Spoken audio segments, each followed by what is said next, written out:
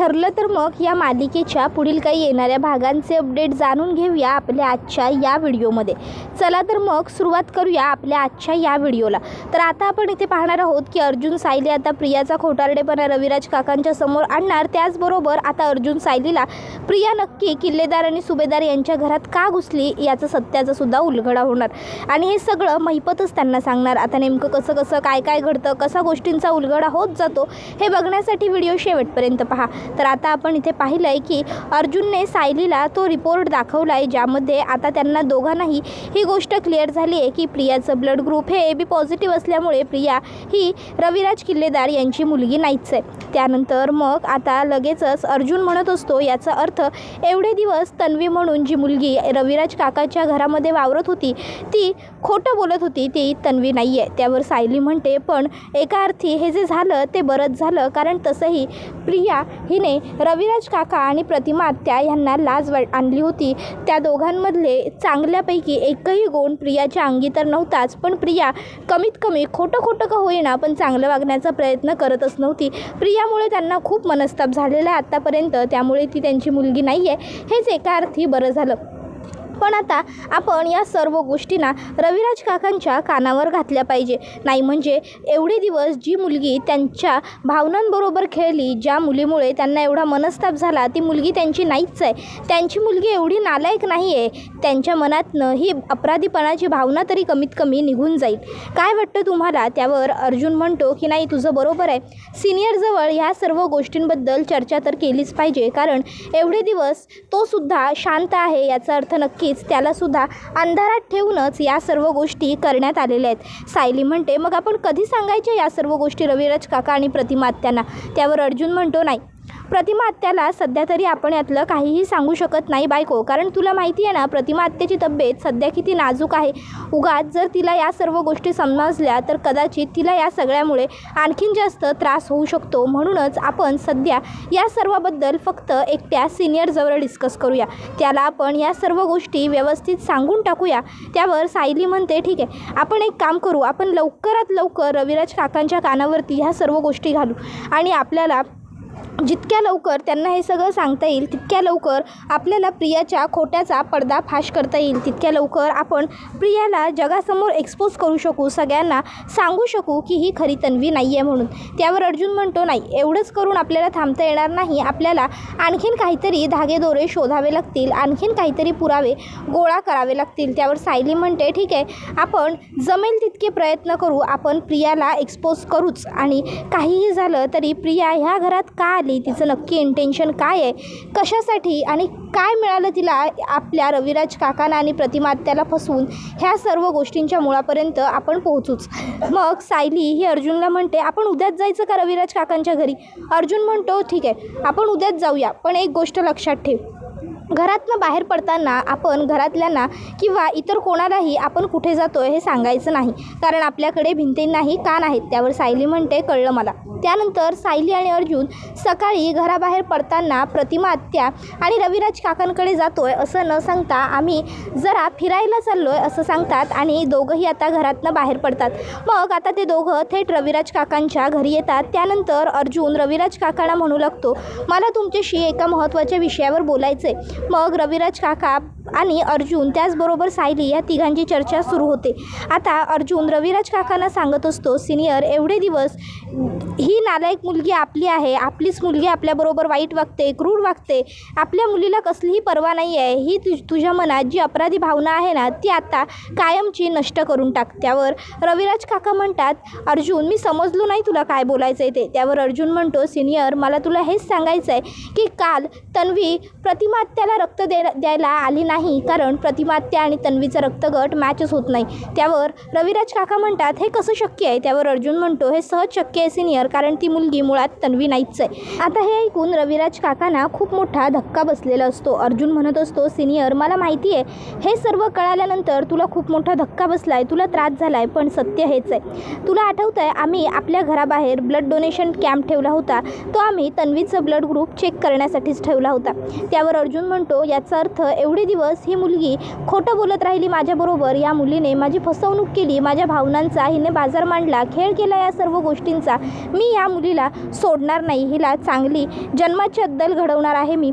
आत्ताच्या आत्ता ताबडतोब आपण सुभेदारांच्या घरी जाऊया आणि तिकडे जाऊन आपण त्या मुलीचा खोटारडेपणा सगळ्यांच्या समोर आणूया. मी तिच्या थोबाडावर माझ्या हाताने ते रिपोर्ट फेकणार आहे तिचे ब्लड टेस्टचे आणि तिला विचारणार आहे जाब की तिने का फसवलं मला, काय मिळालं तिला माझ्या भावनांचा खेळ करून, माझ्या हरवलेल्या मुलीच्या नावावर तिने का माझी लुबाडणूक केली, का मला त्रास दिला, काय तिचं कारण होतं, हे सगळं मी तिला विचारणार. त्यावर अर्जुन म्हणतो नाही नाही नाही सिनियर थांब, आपल्याला घाई करायची नाही आहे, आपल्याला व्यवस्थित प्रियाला ट्रॅपमध्ये फसवायचं आहे. आधी आपल्याला हे जाणून घ्यायचं आहे की ती मुळात आपल्या घरात का आली, कशासाठी, आपल्या घरात येण्यामागे तिचं इंटेन्शन काय होतं. आणि ह्या सगळ्या गोष्टी कळाल्यानंतर, क्लिअर झाल्यानंतरच आपण या सर्व गोष्टींचा उलगडा करायचा आहे. आणि त्याआधी मला एक गोष्ट सांग, तन्वीची काही बर्थमार्क वगैरे तुला आठवते का रे?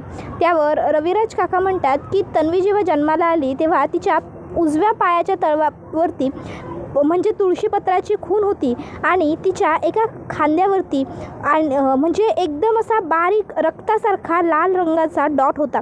त्यावर सायली म्हणते झालं तर मग रविराज काका, आता आपल्याला एवढी माहिती पुरेशी आहे, आपण एक काम करू, आपण आपल्याला जमेल तेव्हा लपून प्रियाच्या त्या खांद्यावरचा डॉट शोधू. जर आपल्याला तिच्या खांद्यावरती तो डॉट जरी सापडला तरी आपण असं विचार करू शकतो, कमीत कमी बेनिफिट ऑफ डाऊट आपण देऊ शकतो की कदाचित रिपोर्टमध्ये काहीतरी फेरफार झाली आहे. पण जर आपल्याला तो डॉटसुद्धा नाही सापडला तर याच्यावरून एकच गोष्ट सिद्ध होईल की ही खरी तन्वी नाही आहे. त्यानंतर मग आता प्रतिमात्या त्या ठिकाणी येते. प्रतिमात्या विचारू लागते काय रे, मगाशी आलाय, अजून मला भेटायला आला नाहीत.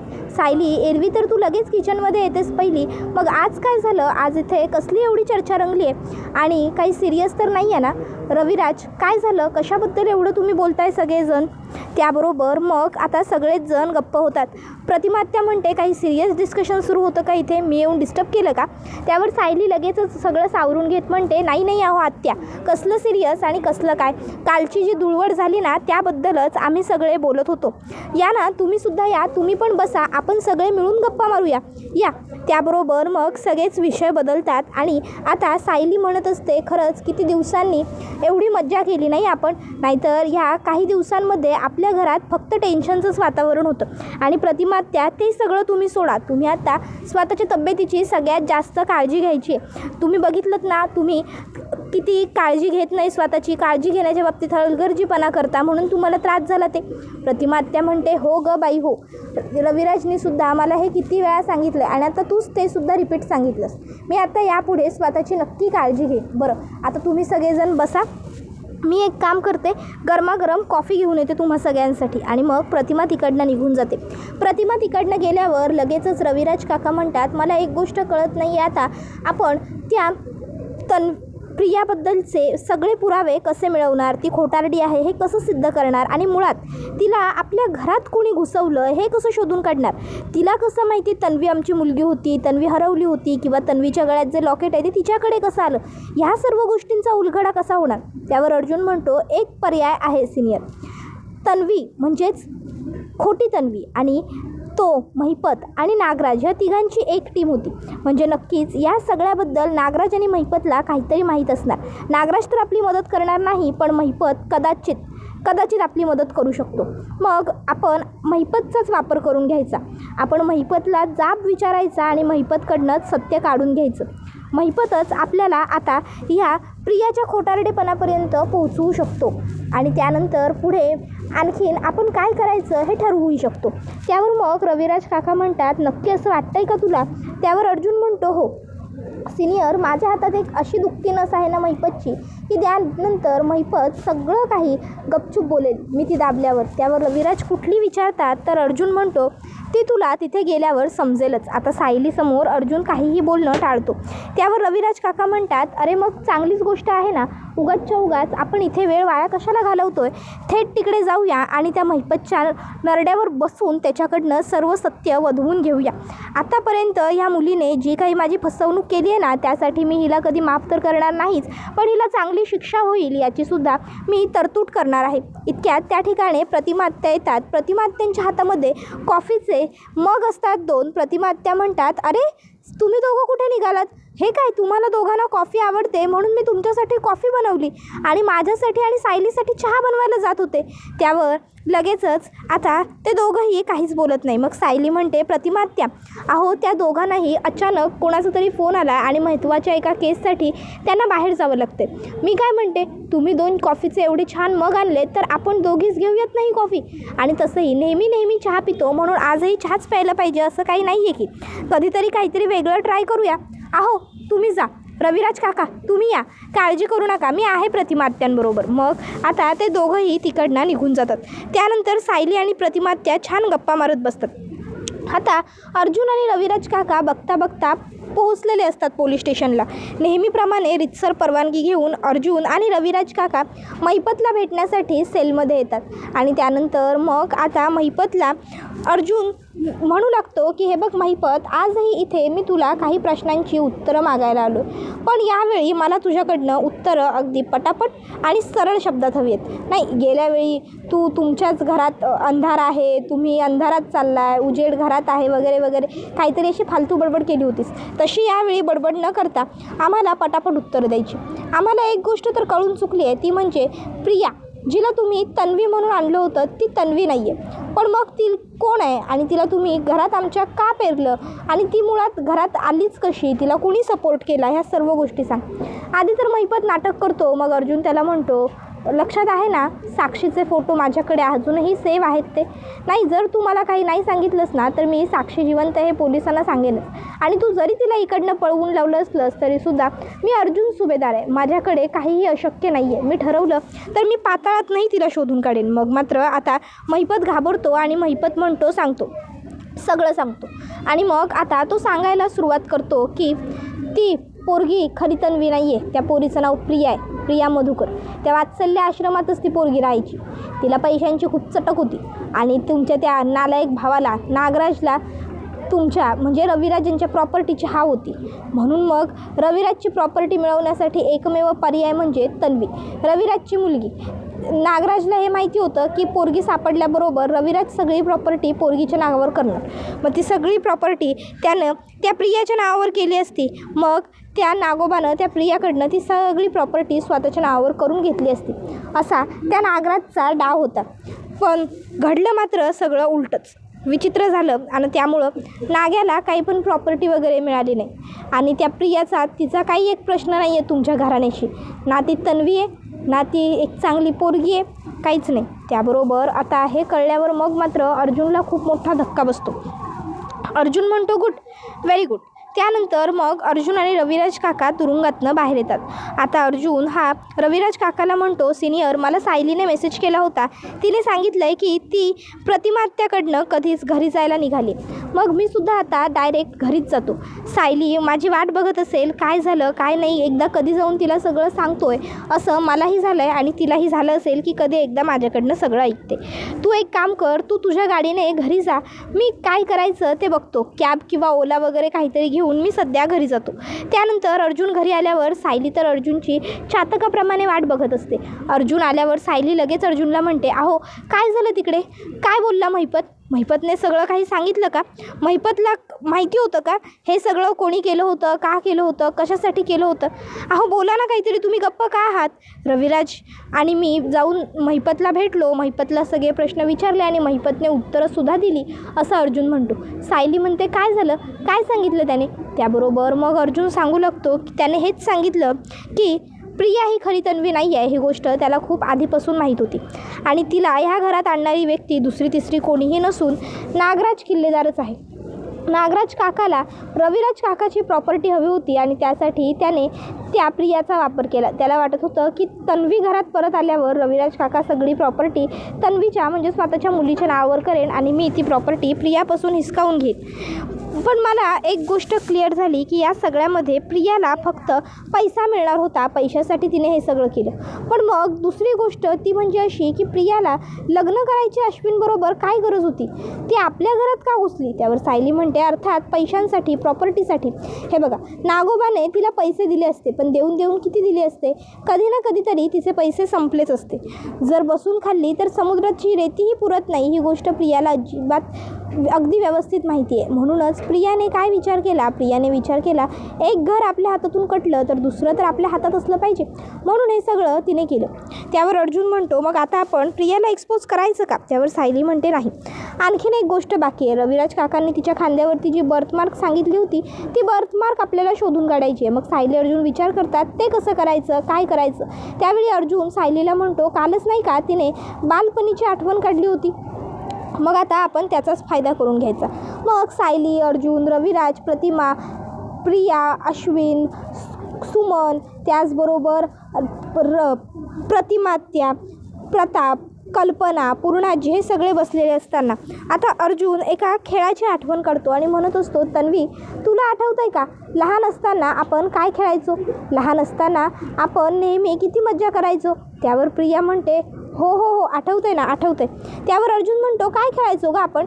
त्यावर प्रिया म्हणते नाही आठवत होतं म्हणजे, पण एवढं क्लिअर नाही आठवत आहे. अर्जुन म्हणतो अगं ते नाही का आपण खेळायचो अगं बतक उड्या, अगं म्हणजे बदकासारखं बसायचं आणि उड्या मारत मारत जायचं चालत, जिंकाल तो विनर. त्याबरोबर मग प्रिया म्हणते हो हो हो अरे आठवतं आहे की.